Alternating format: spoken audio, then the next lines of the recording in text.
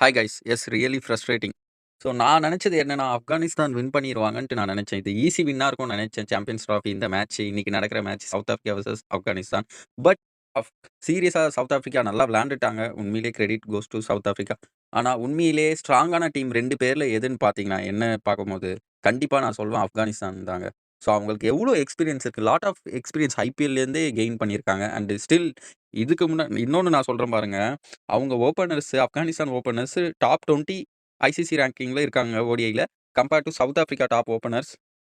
South Africa top openers யாருமே இல்ல 20ல. So but இவங்க இப்படி இருந்தும் இது மாரி மேட்ச லூஸ் பண்றாங்கன்னா, கண்டிப்பா என்னன்னு தெரியல.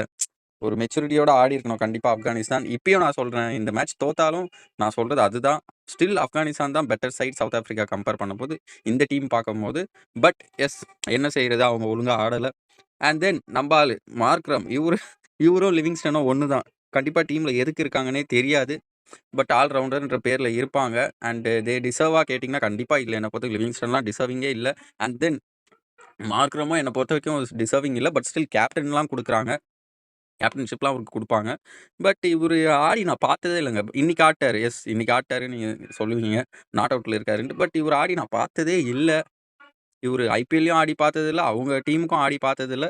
ஒரு கடந்த ஒரு 3, 4 வருஷமா ஒண்ணும் பண்ணாத மாரி தான் இருக்காரு. பட் ஸ்டில் பிரையாரிட்டி குடுத்து டீம்ல இருக்காரு.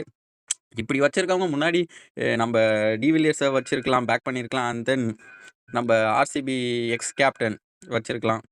டூப்ளசிஸ் இப்படிலாம் இருந்த நல்ல பிளேயர்ஸுக்குலாம் லாங்கிவிட்டி குடுக்கல. Okay fine. ஸோ இன்னைக்கு மேட்சோட ரிவ்யூ இதுதான். சீ யூ நெக்ஸ்ட் வீடியோ. பாய்.